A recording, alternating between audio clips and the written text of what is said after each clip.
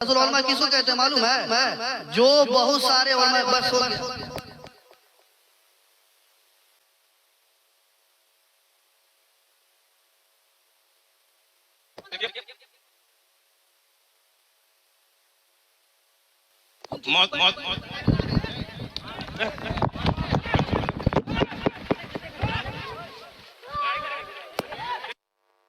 حضور، نمازی کے آگے سے دو آدمیوں کے گزرنے کا طریقہ آپ نے ارشاد فرمایا، برائے مہربانی اس کا عملی طریقہ بھی بتا دیجیے. عملی طریقہ آپ کو بتانے کی کوشش کرتا ہوں.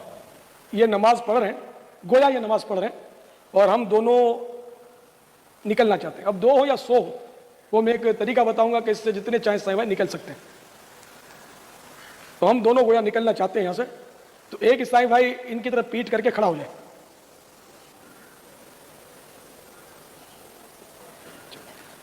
اور بالکل ان کی سیدھ میں کھڑے ہو جائے. یہ کھڑے ہوگا سیدھ میں، ٹھیک ہے نا. اب میں یہاں سے نکل گیا، بغیر گناہ کے نکل گیا. اب یہ اگر ادھر آ جائیں گے تو یہ گناہ گار ہو جائیں گے. تو اب ان کو بھی نکالنا ہے مجھے. تو اب میں ان کے پیچھے کھڑا ہو جاؤں گا. ان کے لیے میں سترا بن گیا. اب یہ نکل گئے. تو نمازی کے آگے سے گزرنا بہت بڑا گناہ ہے، بہت بڑا گناہ ہے. ایک روایت میں ہے کہ 40 تک، اگر تمہیں اس گناہ کا اندازہ ہو تو تم 40 تک انتظار کرو. راوی حدیث کہتا ہے کہ یہاں سے مراد 40 دن ہے یا 40 ماہ ہے یا 40 سال. اتنی دیر تک تمہیں انتظار کرنا پڑے تو تم انتظار کرو، اگر تمہیں پتہ لگ جائے کہ نمازی کے آگے سے گزرنے کا گناہ کتنا ہے. اور ایک روایت میں ہے کہ اگر آپ کے آگے سے کوئی گزر رہا ہے تو اسے ہاتھ سے روکو، اسے ہاتھ سے روکو. اگر وہ نہیں رکتا تو اس سے لڑو، اور وہ شیطان ہے. اب میں جہاں سے آیا تھا چلا گیا. حضرت شیخ علی ابن ہیتی فرماتے ہیں کہ میں 29 رمضان کو آپ کی بارگاہ میں گیا تو میں نے دیکھا کہ ایک خوبصورت جوان بڑا سجا دھجا تھا اور بڑا خوش تھا. تو وہ جو ہے وہ نکل کر کے جا رہا تھا. میں نے کہا حضرت کتنا خوبصورت ہے، کتنا سج دھج کے ہے اور کتنا خوش ہے، کون تھا یہ؟ غوث پاک مسکرا کے کہتے ہیں وہ عید کا چاند تھا، وہ کوئی انسان نہیں تھا. وہ کون تھا؟ عید کا چاند تھا. اور مجھ سے اجازت لینے آیا تھا، حضرت 29 کو نکلنا ہے کہ 30 کو نکلنا ہے. خاص نصیحت سمجھیں، وصیت سمجھیں، یہ گھیرے سے باندھ لینا ہے کہ سرکار اعلیٰ حضرت رحمت اللہ علیہ کی تحقیقات پر اپنی عقل کے گھوڑے نہیں دوڑانے. اور اگر کوئی گھوڑے دوڑانے والا ملے اس کے پیچھے جانا نہیں ہے. بڑے کتنا ہی بڑا نام اعلیٰ حضرت زندہ باد. ان سے کوئی بڑا ہوگا تو دیکھیں گے، ہو تو ہمیں پہچان نہیں ہے، اس لیے ہم نے اعلیٰ حضرت ہماری سمجھ میں آ گئے ہیں. ورنہ یہ کہ آپ کہیں کے نہیں رہیں گے. اعلیٰ حضرت کے فقہی مسائل ہوں، اعتقادیات ہوں، جو بھی ہوں، بس اعلیٰ حضرت کی تحقیقات ہمارے لیے حرف آخر ہے. یہ سارے میرے مدنی بیٹے مدنی بیٹیاں یہ ذہن بنا لیں. اور یہ پہچان ہے ہماری کہ جو اعلیٰ حضرت رحمت اللہ علیہ کا ہم ذکر خیر کریں تو جس کا چہرہ بشاشت چہرے پر نظر آئے، چہرہ کھل اٹھے خوشی سے، بس وہ اپنا ہے. باقی جو بھی ہو اپنے مطلب ہم بھلے میرا رضا بھلا. باقی ہم تو اعلیٰ حضرت کی خیرات پر پل رہے ہیں. کم از کم میں تو اعلیٰ حضرت کے ٹکڑوں پر ہی جی رہا ہوں. سچی بات یہ ہے کہ اعلیٰ حضرت امام احمد رضا خان رحمت اللہ علیہ مجھے نہ سنبھالتے تو خدا جانے میں کہیں گردن جھکے گی تو رب کے سامنے جھکے گی. اور اگر ہمارا دل کسی بات کو مانے گا تو محمد رسول اللہ کی مانے گا. ہمارے باپ کی بات نہیں چلے گی، ہماری ماں کی بات نہیں چلے گی، ہمارے رشتہ داروں کی بات نہیں چلے گی، ہمارے دادا پردادا ہمارے بزرگوں کے رواج نہیں چلیں گے. ہلدی نہیں چلے گی، منگنی نہیں چلے گی. چلے گا تو صرف رسول اللہ کا فرمان کے نکاح کو سادہ. ابن عمر کہتے ہیں اپنے والد کے بارے میں، شریعت میرے باپ پہ نازل نہیں ہوئی ہے. ابن عمر اپنے باپ عمر بن خطاب کے بارے میں، ایسا 64 لاکھ مربع میل کے جو حکومت قائم کرنے والے عمر بن خطاب تھے، ان کے بارے میں کہتے ہیں میرے باپ پہ وہ شریعت تھوڑی نازل ہوئی ہے. شریعت نازل ہوئی ہے محمد الرسول اللہ پہ. میں ان کی بات مانوں گا، اپنے باپ کی بات نہیں مانوں گا. میں شریعت کے خلاف اپنے باپ پہ، ہمارے اور آپ پہ شریعت نہیں اتری، رسول اللہ پہ اتری ہے. بس یہاں بات ختم ہو جاتی ہے. کہاں ہوتا یہ کہنے والوں نے کہا اگر پوری زمین کے درختوں کے پتوں کو کاغذ بنا دیا جائے، درختوں کی کلموں کو، اس کی ٹہنیوں کو قلم بنا دیا جائے، سارے سمندروں کو روشنائی بنا دی جائے، انسان، جنات، فرشتے سب مل کر غوث کی شان لکھتے رہے تو لکھنے والے تھک جائیں گے، پتے ختم ہو جائیں گے، روشنائی ختم ہو جائے گی، سمندروں کا پانی ختم ہو جائے گا، میرے غوث کی شان کبھی ختم نہیں ہو سکتی، کیونکہ ان کی شان یہ ہے، وہاں کیا مرتبہ اے غوث ہے بالا تیرا، اونچے اونچوں کے سروں سے قدم آلا تیرا، سر والا کیا کوئی جانے یہ کیسا تیرا۔ اگر یوں ہو کہ زمین میں جتنے درخت ہیں سب کے سب قلم ہو اور سمندر کا تمام پانی سیاہی ہو اور اس کے بعد 7 سمندر اور سیاہی ہو جائیں تو اللہ کی باتیں یعنی اس کی صفتیں ختم نہ ہوں۔ بے شک اللہ غالب ہے، حکمت والا ہے۔ کہہ دو کہ اگر سمندر میرے پروردگار کی باتوں کے لکھنے کے لیے روشنائی ہو تو قبل اس کے کہ میرے پروردگار کی باتیں تمام ہوں سمندر ختم ہو جائے، اگرچہ ہم ویسا ہی اور اس کی مدد کو لائیں۔ اولا کتا یعنی پاگل کتا، میڈ ڈوگ، تو اگر کسی کو پاگل کتا کاٹ جائے تو اول 11 بار یہ درود شریف، اللہم صلی علی سیدنا و مولانا محمد وآلہ وعلی نوح نبیک سلام علی نوح فی العالمین انا کذالک نجزی المحسنین۔ اس کے بعد تیسرا کلمہ کلمہ تمجید 11 بار پڑھیے، اس کے بعد پھر 11 بار وہی درود شریف پڑھیے۔ یہ سب پڑھ کر چکنی مٹی کو جو پانی سے گوندھ کر رکھا ہے اس پر دم کر لیجئے اور اس کی 7 گولیاں بنائیے، اور وہ گولیاں 7 نابالغ بچوں کو دیجئے، پھر ہر بچے سے ایک ایک گولی لے کر زمین پر مار کر توڑ دیجئے۔ یہ عمل 3 دن تک جاری رکھیے، انشاءاللہ تعالی مریض صحت یاب ہو جائے گا۔ تیسرے دن ایک ایسے نمازی آدمی سے جو سگریٹ بیڑی وغیرہ کا عادی نہ ہو، نہ سگریٹ وغیرہ نہ پیتا ہو اور نہ ہی تمباکو والا پان کھاتا ہو، 1.25 پاؤ سوجی کا حلوہ اس سے تیار کروائیے۔ حلوہ تیار کرنے سے قبل اس کو وضو کروا لیجئے اور اس حلوے کا ثواب حضرت سیدنا اویس قرنی علیہ رحمت اللہ الغنی کی روح مبارک کو ایصال کیجئے، انشاءاللہ تعالی مریض باؤل کتے کے کاٹے کے اثرات سے محفوظ رہے گا۔ تو درد کی جگہ پر ہاتھ رکھ دے اور پڑھیں دادا صاحب کی گھوڑی۔ یہ کوئی بزرگ ہوں گے تو ان کی طرف یہ منسوب ہوگا۔ دادا صاحب کی گھوڑی وہی اندھیری رات، فلاں کا درد، فلاں کی جگہ نام لے، فلاں کا درد فلاں جگہ کا، مثلا زید کا درد سر کا جائے، سر پہ آپ دم کرنا چاہتے ہیں تو یوں کہیں دادا صاحب کی گھوڑی وہی اندھیری رات، زید کا درد سر کا جائے، یہی لگی میری آس۔ یہ پڑھ کر 3 مرتبہ پڑھیں اور دم کر دیں۔ یہ اصل بزرگوں کے الفاظ بعض اوقات تاثیر کا تیر بن کر درد کو توڑ پھوڑ کے رکھ دیں۔ وغیرہ کے اندر موجود ہے حدیث نمبر 3106، اسأل اللہ العظیم رب العرش العظیم ان یشفیک، کہ میں عظیم اللہ سے سوال کرتا ہوں جو عرش عظیم کا مالک ہے، کس بات کا سوال کرتا ہوں؟ کہ وہ آپ کو شفا دے دے، کہ وہ آپ کی طبیعت ٹھیک کر دے، آپ کو بیماری سے دور کر دے۔ اور جانتے ہیں کہ اس دعا کی فضیلت کے حوالے سے اسی حدیث میں موجود ہے کہ اگر کوئی شخص 7 مرتبہ اس مریض کے پاس یہ دعا پڑھ لیتا ہے اور ابھی اس مریض کی وفات کا وقت نہیں آیا ہے تو ایسی صورت میں آپ کے اس دعا پڑھنے کی وجہ سے اللہ رب العالمین اس شخص کو اس بیماری سے دور کر دے گا۔ اور اگر کسی کو پوری آیت الکرسی بھی یاد نہ ہو، منو چہرے آپ دیکھ لیے، انشاءاللہ آپ رات میں نہیں ڈریں گے، صرف 3 بار یا رضا بول کے سو جانا۔ اور اگر کسی کو پوری آیت الکرسی بھی یاد نہ ہو، منو چہرے آپ دیکھ لیے، انشاءاللہ آپ رات میں نہیں ڈریں گے، صرف 3 بار یا رضا بول کے سو جانا۔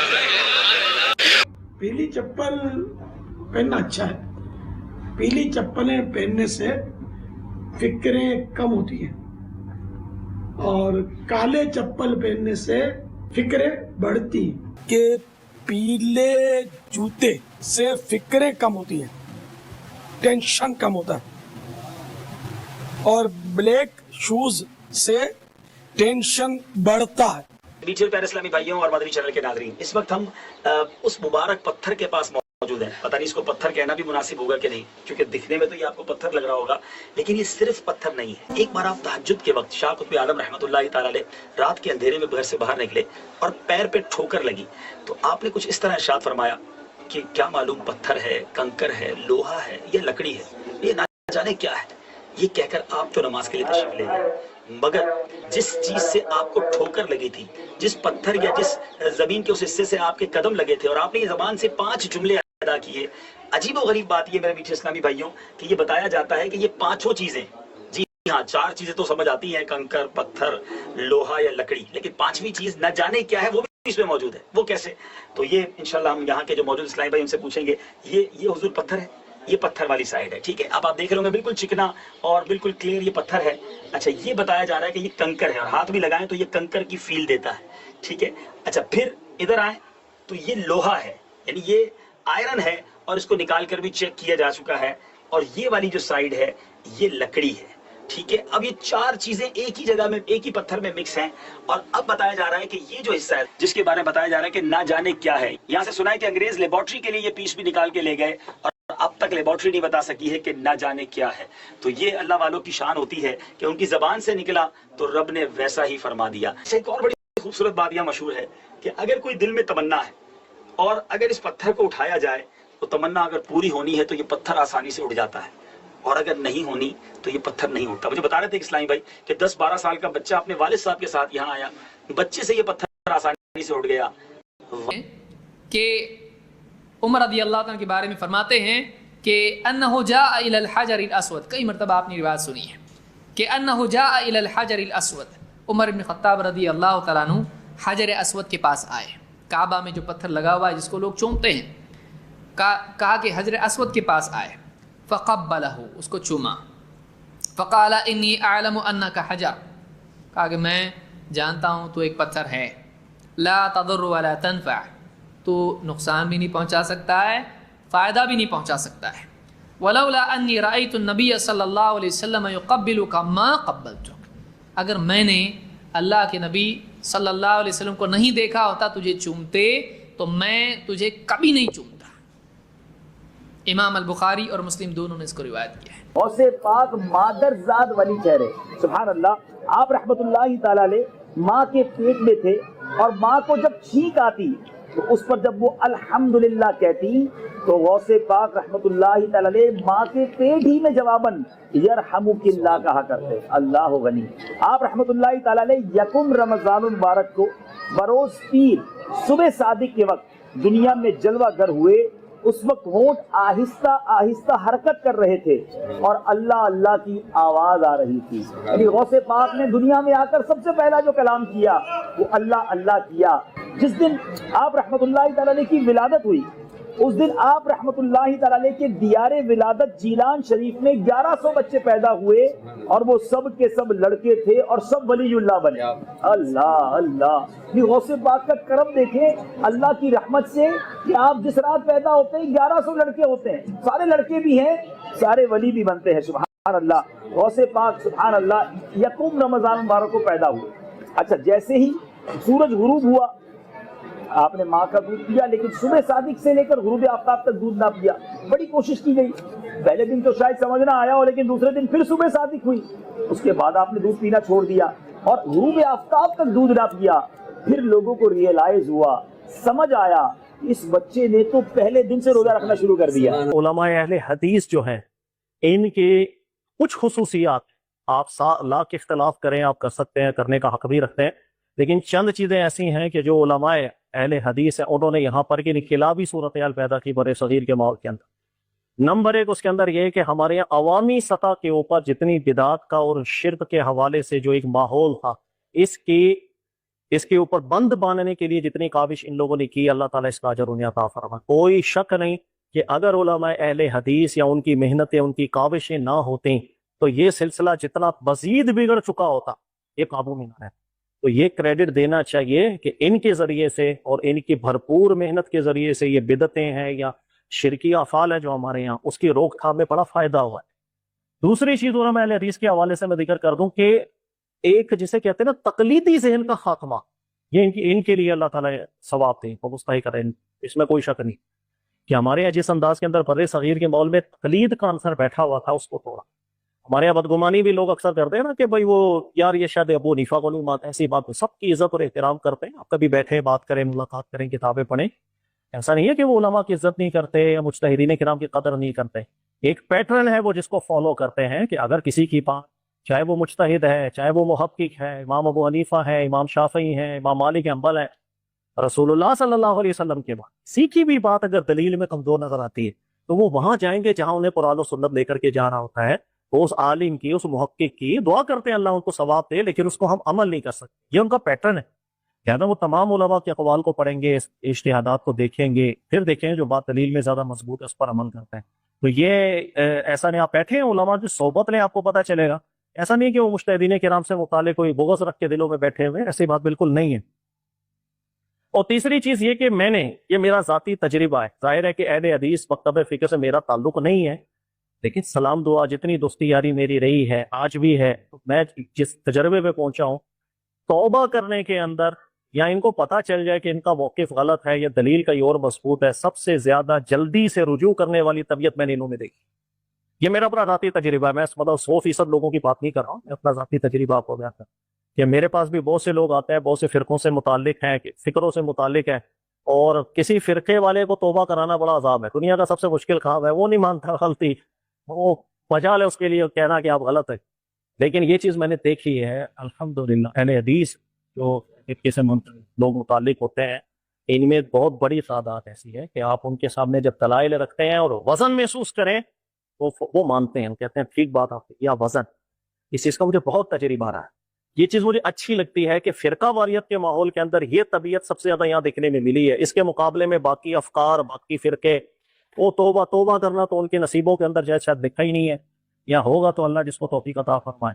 تو یہ چند چیزیں ہیں، اور یہ ساری چیزیں آپ یقین کریں، ساجد میر صاحب کے حوالے سے، اور کچھ عرصہ جس وقت وہاں بھی تھا تو میں سنتا تھا ان کی ذہن کی وسعت ایسی، یہ تربیت ایسے ہی کر رہے ہوتے تھے، اور ان کی مسجد کی جو لوگ تھے، آپ ان سے بھی اگر ملاقات کریں گے نا، ان کا بھی دماغ ایسا زبردست ہے، سوچ ایسی پیاری ہے، ظاہر ہے وہ جن کو سنتے جن کے ساتھ رہے ہیں تو ان کی ویسے نکھار آ جاتا ہے۔